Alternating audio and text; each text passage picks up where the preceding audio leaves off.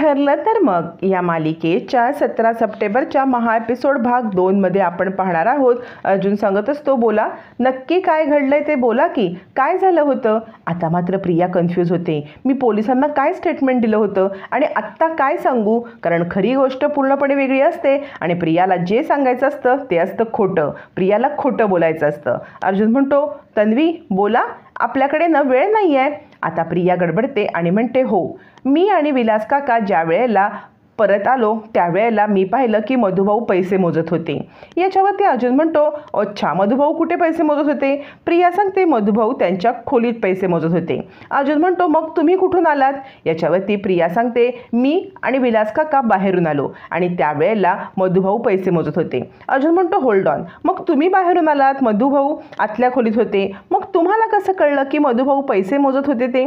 याच्यावरती प्रिया म्हणते, नाही म्हणजे तसं काही झालं नाही. मी ज्या वेळेला खोलीत जात होते ना त्यावेळेला मी पाहिलं की मधुभाऊ पैसे मोजत होते. अर्जुन म्हणतो, होल्ड ऑन, तुम्ही जे बोलताय ना ते खूप कन्फ्युजिंग आहे. मला सगळं नीट सांगा आणि सगळं डिटेलमध्ये करून दाखवा. म्हणजे हे कसं आहे, हे नुसतं आपल्याला काही बोलाचाली करायची नाही आहे, तर आपल्याला कोर्टासमोर डिटेलमध्ये सगळं सादर करायचं आहे ना, रिक्रिएशन करायचं आहे. त्यामुळे तुम्ही कुठे होतात, काय होतं हे सगळं तुम्ही करून दाखवा. आता प्रिया दाराजवळ येते. दाराजवळ येऊन म्हणते, हे काय, मी इथे होते आणि याच्यानंतर मी आणि विलास काका घरामध्ये एंटर केले. अर्जुन म्हणतो, एक मिनटं, आणि तो एका कॉन्स्टेबलला प्रियाच्या सोबत पाठवतो आणि इकडे कॅमेरा सुरू होतो. कॅमेराचं काम सुरू होतं. आता कॅमेऱ्याचा सेटअप सुरू होतो आणि जे काही त्या दिवशी घडलं होतं ते एक्झॅक्ट करण्याचं सुरू होतं. मग कॉन्स्टेबल प्रियासोबत विलास बनून आता एंटर करतो. प्रिया सांगते, हां मी इकडून अशी आत आले त्यावेळेला मधुभाऊ आतमध्ये पैसे मोजत होते. म्हणजे मला साधारण वाटलं की मधुभाऊ पैसेच मोजत आहेत. अर्जुन म्हणतो, तुम्हाला वाटलं, तुम्हाला असं जाणवलं, याला काही अर्थ नाही. कोर्टामध्ये तुम्हाला जे खरं आहे तेच बोलायला लागणार आहे. राकेश विचार करतो, ह्या तन्वीची बुद्धी काय भ्रष्ट झाली काय, ही काहीही बडबडती आहे. त्याच्यावरती आता अर्जुन म्हणतो, ठीक आहे तुम्ही सगळं करून दाखवा. तोपर्यंत इकडे आता सायली सांगत असते, आई आज न मधुभाऊंची म्हणजे ज्या दिवशी खून झाला ना विलास काकांचा त्या रात्रीचं रिक्रिएशन आहे. अर्जुन सर तिकडेच गेलेत. असं म्हणत सायली आता जे प्रकार घडलेला आहे तो सगळा आता कल्पनाला सांगते. कल्पना म्हणते, खरंच आहे, म्हणजे तुला त्रास होणं साहजिक आहे, कारण मधुभाऊ तुझ्या वडिलांसारखे होते आणि आपल्या वडिलांना जेव्हा त्रास होतो ना तेव्हा एका मुलीला काय वाटू शकतं हे मी समजू शकते. पण सायली तू अजिबात काळजी करू नको, अर्जुन आहे ना, अर्जुन सगळं नीट करेल. सायली सांगते, हो आई मला यांच्यावरती पूर्ण विश्वास आहे, म्हणजे यांच्यासारखा वकील मला शोधून सापडला नसता. अर्जुन सर नक्की मधुभाऊंना न्याय मिळवून देतील आणि प्रियाचं खोटं जगासमोर आणतील. याच्यावरती कल्पना म्हणते, पण ह्या तन्वीची बुद्धी अशी का गं, म्हणजे तू इतका मधुभाऊंचा विचार करतेस, आश्रमाचा विचार करतेस, मग ही तन्वी असं का वागते, म्हणजे तन्वीला अशी बुद्धी तरी का होते बरं खोटं बोलण्याची. तूच तर म्हणतेस ना की मधुभाऊंच्या विरुद्ध तिने खोटी साक्ष दिली, मग असं ती का करते काहीच कळत नाहीये. याच्यावरती सायली म्हणते, मला सुद्धा कळत नाहीये की ती अशी खोटी साक्ष का देते, पण मला अर्जुन सरांवरती खात्री आहे ते तिचं खोटं जगासमोर आणून मधुभाऊंना न्याय मिळवून देतील. इकडे आता प्रिया सांगत असते, नाही म्हणजे मी आले ना त्यावेळेला माझं पोट दुखत होतं म्हणून मी डायरेक्ट रूममध्ये गेले. अर्जुन म्हणतो, अच्छा मग तुम्ही रूममध्ये गेल्यावरती पुढे काय झालं.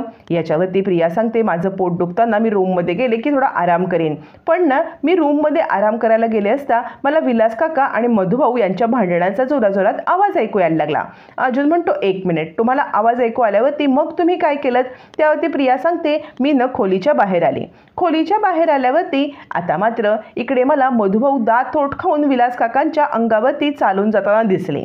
अर्जुन म्हणतो, एक मिनिट थांबा, आता मला हे सांगा, तुम्हाला मधुभाऊ दिसले, मधुभाऊ कुठे होते. प्रिया सांगते, मधुभाऊ इकडे होते. विलास काका कुठे होते. विलास काका समोर होते. मग अर्जुन म्हणतो, हे दोघं जण अशा पोझिशनला आहेत की मधुभाऊंची तुमच्याकडे पाठ होती.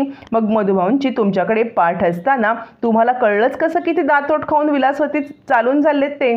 मिसेस तन्वी तुम्ही काहीतरी खोटं बोलताय का, असं म्हटल्यावरती आता इकडे प्रिया गडबडते. प्रिया विचार करते, हा अर्जुन मला या सगळ्यामध्ये अडकवतोय. नाही प्रिया, या सगळ्यात तुला अडकायला नको. अर्जुन म्हणतो, बघा की पाठ तुमच्याकडे होती आणि समोर विलास काका होते, मग तुम्हाला कळलं कसं की ते दातोट खात होते. आता मात्र प्रिया जे मनाला येईल ते बोलायला लागते आणि म्हणते, हे बघा समोरच्या रूमवरती किंवा समोरच्या भिंतीवरती एक वॉलपेपर आहे, त्याच्यावरती मिरर आहे, त्या मिररमध्ये मला मधुभाऊ दिसले. अर्जुन म्हणतो, अच्छा म्हणजे एवढे सगळे भांडणं चालू असताना तुमचं लक्ष मिररकडे गेलं. प्रिया म्हणते, हो ही भांडणं चालू होती. मी खूप अस्वस्थ होते. समोर बघितलं तर मिररमध्ये मला दिसलं की मधुभाऊ हे दातोट खाऊन विलासवती चालून चाललेत.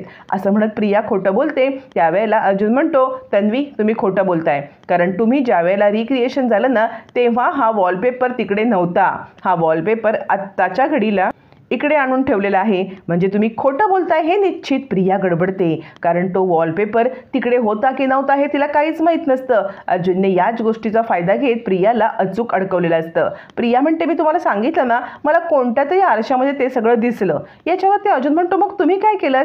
प्रिया म्हणते, नाही मी माझ्या रूममध्ये परत गेले. याच्यावरती अर्जुन म्हणतो, का बाम लावून झोपायला की काय? प्रिया म्हणते, मी तुम्हाला सांगितलं ना माझं डोकं दुखत होतं. अर्जुन म्हणतो, तुम्ही कोर्टामध्ये जे स्टेटमेंट दिलं ना तेव्हा तुम्ही सांगितलं की कपाटाच्या किंवा टेबलाच्या मागे तुम्ही लपला होतात. कोणतं कपाट होतं ते? याच्यावरती प्रिया म्हणते, हे कपाट. नाही हे कपाट नाही, हे टेबल. असं म्हणत प्रिया आपण काय स्टेटमेंट दिलं होतं हे पूर्णपणे विसरून गेलेली असते आणि आता खूप कन्फ्यूज होते. अर्जुन म्हणतो, कोणतं? हे टेबल का? या टेबलाच्या मागे लपलात का? आणि तो कॉन्स्टेबलला त्या टेबलाच्या मागे लपायला सांगतो. कॉन्स्टेबल त्या टेबलाच्या मागे जाऊन लपायला बघतो, पण त्या टेबलाच्या मागे इतकी जागाच नसते की तो कॉन्स्टेबल लपू शकेल. अर्जुन विचार करतो, आता ही तन्वी अडकली. चैतन्य विचार करतो, वा अर्जुन वा, काय खेळी खेळलीस तन्वीला अडकवण्यासाठी. मग तो कॉन्स्टेबल कपाटाच्या मागे नाही तर टेबलाच्या मागे जाऊन लपण्याचा प्रयत्न करतो, पण कॉन्स्टेबलला त्या टेबलाच्या मागे काही लपता येत नसतं. अर्जुन म्हणतो, हे बघा या टेबलची पोझिशन ही आहे की याच्या मागे तुम्ही लपूच शकत नाही. मग नक्की तुम्ही लपला कशाच्या मागे होतात आणि तुम्ही खोटं बोलताय का? असं म्हणत अर्जुनने अचूक प्रियाचा खोटारडेपणा ओळखलेला असतो. राकेश घाबरतो, कारण त्यावेळेला त्या कॉन्स्टेबलला सुद्धा टेबलाच्या मागे लपता येत नसतं. म्हणजे टेबलाच्या मागे कुणीही लपू शकत नाही हे सिद्ध झाल्यावरती प्रिया खोटं बोलते हे सुद्धा आपोआपच सिद्ध होतं. राकेश चांगलाच घाबरतो, कारण कॉन्स्टेबलला टेबलाच्या मागे लपताच येत नसतं. अर्जुन म्हणतो, बघा हे कॉन्स्टेबल किती स्ट्रगल करतात मागे लपायला, मग तुम्ही याच्या मागे लपलातच कसे? तुम्ही खोटं बोलताय तन्वी. असं म्हणत आता मात्र इकडे प्रियाला अचूक अडकवण्याचं प्लॅनिंग झालेलं असतं. प्रिया आता चांगलीच घाबरते. ती डोळे बंद करते आणि विचार करते, नाही प्रिया, आज तुझं खोटं बोलण्याचं स्किल तुला सगळं समोर आणलं पाहिजे. आणि खरोखरचा घडलेला प्रकार ती आठवते आणि विचार करते, नाही आत्ता मला कन्फ्यूज होऊन चालणार नाही, मला या सगळ्यावरती मात करायला पाहिजे. असं म्हणत ती आता कॉन्फिडंटली डोळे उघडते आणि रेटून खोटं बोलायला सुरुवात करते. आणि ती म्हणते, एक मिनिट अर्जुन, तू मला प्रेशराईज करण्याचा प्रयत्न करू नकोस. मला जे सांगायचं आहे ना ते सत्य सांगायचं आहे. कोणत्याही प्रकारचं खोट्याचं साथ घ्यायची नाही आहे मला. एक मिनिट, मी सांगते काय घडलं होतं. असं म्हणत प्रिया सांगते, मी ह्या टेबलच्या मागेच गेले होते. मी ह्या टेबलच्या मागे गेले, टेबलची पोझिशन पण हीच होती. मी तिकडेच लपले होते. आणि ती कॉन्स्टेबलला बाजूला यायला सांगते. कॉन्स्टेबल थोडासा बाजूला होतो. मग प्रिया म्हणते, हे बघा मी जरा बारीक चणीची आहे. मी त्यावेळेला घाबरले होते, त्यामुळे मधुभाऊ आणि विलास यांचं भांडण बघून मी पॅनिक झाले आणि त्या दोघं भांडत असल्यामुळे त्यांचं लक्ष माझ्याकडे नव्हतं. तेवढ्याच वेळात मी या टेबलाच्या इथे येऊन अशी लपले. आणि प्रियाचं खोटं अक्षरशः खरं होतं, कारण ती बारीक असल्यामुळे टेबलाच्या मागे लपली जाते. प्रिया म्हणते, बघितलं माझी चण बारीक असल्यामुळे मी या टेबलच्या मागे अचूक लपली गेले.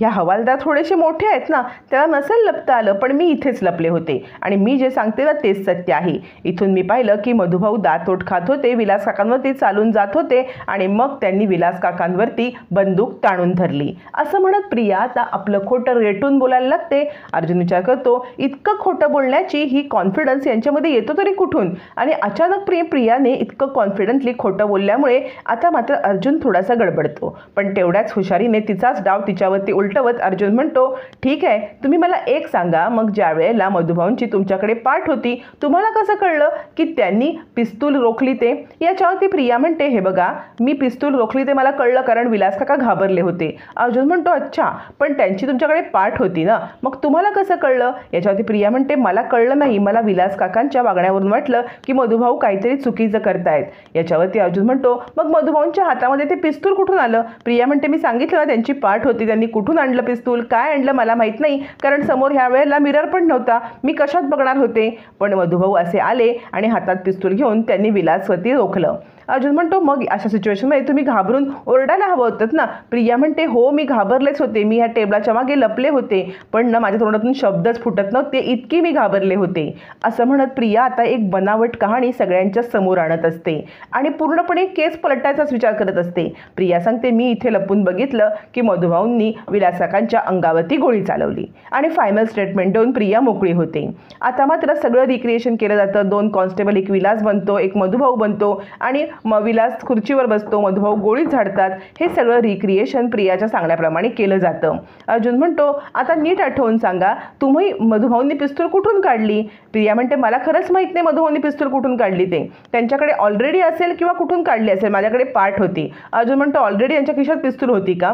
प्रिया म्हणते, हो असेल. आणि प्रिया विचार करते, ह्या साक्षीमुळे मला किती खोटं बोलायला लागते. ह्या साक्षीने पर्समधून पिस्तूल काढली मला माहिती आहे, तरीसुद्धा मला खोटं बोलायला लागते. इकडे आता कल्पना सांगत असते, सायली तू काळजी करू नकोस, मधुभाऊंना न्याय मिळणार. अर्जुन मधुभाऊंना न्याय मिळवून देणार आहे, त्यांना ना आत्ताच्या आत्ता जामीन मिळेल. अर्जुन घरी येतो, पण मधुभाऊंची जामीन नाकारलेली असल्यामुळे सायली खूप उदास असते. कल्पना म्हणते, उद्या उपवास आहे ना, तू काहीतरी खाऊन घे बरं. हरताळकेचा उपवास असतो आणि आदल्या दिवशी खाण्यासाठी कल्पना सांगत असते, पण आता इकडे सायली काही खायला तयार नसते. अर्जुन म्हणतो, तुमचा उपवास आहे ना, मग तुम्ही खाऊन घ्या की. सायली म्हणते, उद्याचा उपवास मी करणारच नाही, कारण आपलं कॉन्ट्रॅक्ट होतं ना, मधुभाऊन तुम्ही जामिनावर सोडवू नाही शकलात, मी पण उपवास नाही करणार. असं म्हणत सायली झोपते. अर्जुन विचार करतो की हिने जर उद्या उपवास केला नाही तर पूर्णाई आणि आता आईला संशय येईल, काय करावं बरं? अर्जुन खूप कन्फ्यूज असतो.